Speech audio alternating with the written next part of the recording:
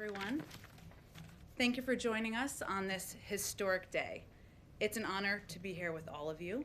The desire to get his cabinet in place and get his team confirmed is front and center for the president. It is an issue, a topic he discussed with members of Congress from both the Republican and Democratic Party today during the course of the day and the course of events.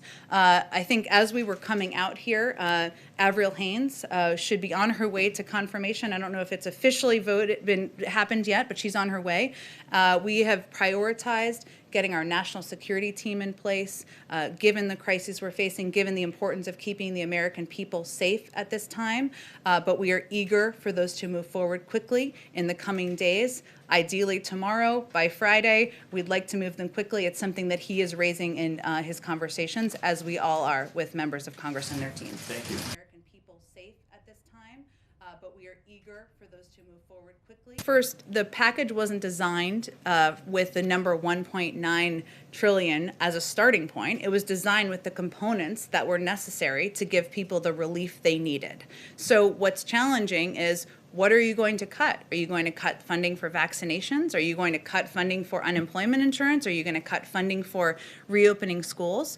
But it was laid out as his proposal based on recommendations from economists, recommendations from health experts, and as you've also seen, there have been also an outpouring of support from everyone from Bernie Sanders to the Chamber of Commerce for the package and the components in it.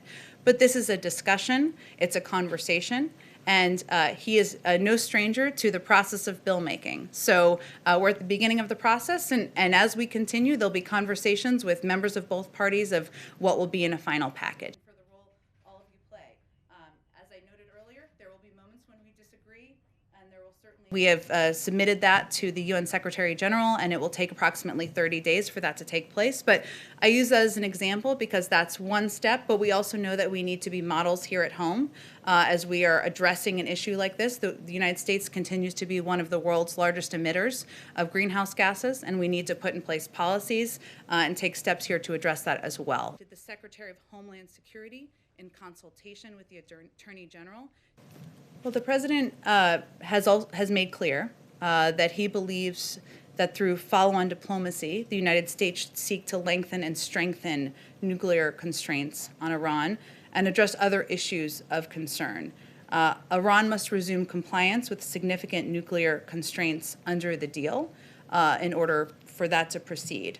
I will say that, as I noted a little bit earlier, we would expect that some of his earlier conversations with foreign counterparts or foreign leaders will be with partners and allies, and that we would certainly anticipate that this would be part of the discussion. And then could you just give us some color about what it was like for him going into the Oval Office? He's been waiting for this for so long. What was his reaction?